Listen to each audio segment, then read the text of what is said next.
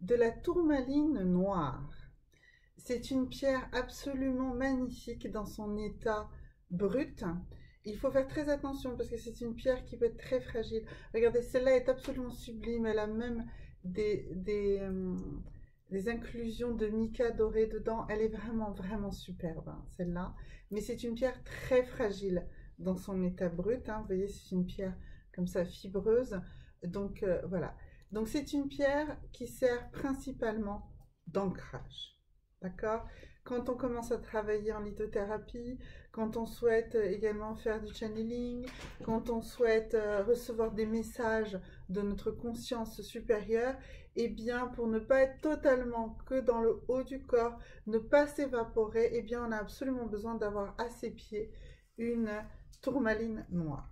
Elle permet la circulation donc des énergies du ciel vers la terre. C'est un ancrage concret, c'est un ancrage dans la matière et elle permet de travailler sur notre pensée logique et notre pensée matérielle. Voilà, donc c'est vraiment une très très très très belle pierre. Elle s'adresse au premier chakra, donc elle doit être posée. Alors, si vous faites par exemple un travail, comme moi souvent lorsque je tire les cartes, eh bien pour rester bien ancré, pour rester bien dans le monde matériel, je pose toujours euh, une, euh, une tourmaline noire à mes pieds. Voilà, donc vraiment une pierre d'ancrage. J'insiste sur ça. Pour être dans de la protection, on va voir, il y a des protections diverses et variées, mais souvent il faut l'associer à d'autres pierres et on va voir ça également. Donc pour ce qui est du corps physique, elle travaille sur notre corps physique comme une rivière. Elle va nettoyer, elle va laver, elle va emmener tous les déchets vers la terre. Donc vous imaginez une rivière qui charrie comme ça, tout, qui lave tout ce qui est à l'intérieur de nous.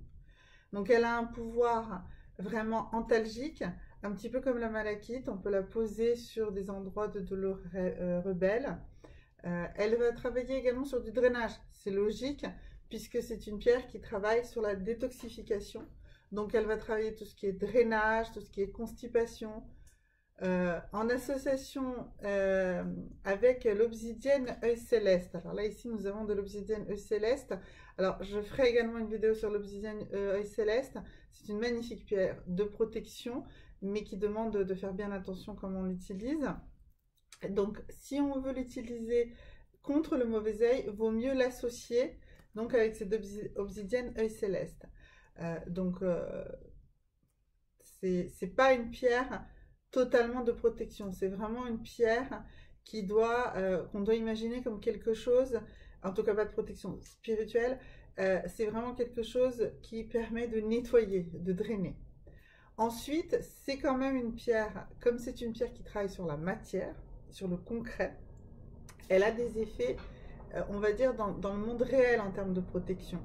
Elle va nous aider contre tout ce qui est ondes, Wi-Fi, le smartphone, le PC, voilà. Dans tous ces domaines-là, c'est très bon d'avoir. Alors, souvent sur les smartphones, il y a des petites plaques de shungite. Bon, c'est vrai, la shungite, c'est aussi une pierre noire et elle est très à la mode en ce moment. Il y a beaucoup de gens qui la préfèrent à la tourmaline parce que la tourmaline est extrêmement fragile. Mais pour moi, la tourmaline est plus forte que la shungite. Mais après, ce n'est qu'un avis totalement personnel. Et de toute façon, toutes les pierres, vous allez avoir une relation avec elles. Dans une précédente vidéo, j'ai dit parlez-leur, aimez-les. Et bien vraiment, c'est ça. Les pierres, il faut leur parler, il faut les aimer. Oui, mon chat. Il faut vraiment aimer les pierres. D'accord? Donc, si vous leur parlez, si vous les aimez, si vous les touchez, lorsque vous décidez d'en acheter une, touchez-en plusieurs avant de décider laquelle vous convient. Et par exemple, si c'est pour une pierre noire, eh bien, toutes les pierres noires ne se valent pas pour vous. Elles ont toutes des points communs, mais elles peuvent aussi avoir des points différents. Donc, revenons à notre tourmaline. Donc, c'est une magnifique pierre d'ancrage, une magnifique pierre vraiment de purification, de drainage. Elle a cet effet antalgique, hein, d'enlever la douleur. Voilà.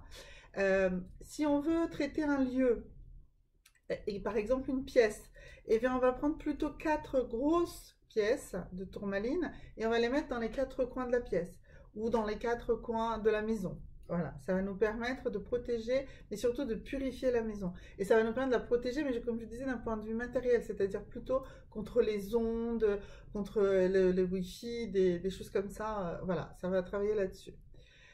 Pour revenir un petit peu sur son aspect effet sur notre corps, elle va nous améliorer le sommeil si elle est mise en fait sous le lit. Alors là aussi, pour une fois, là aussi, il faut une pierre assez grosse.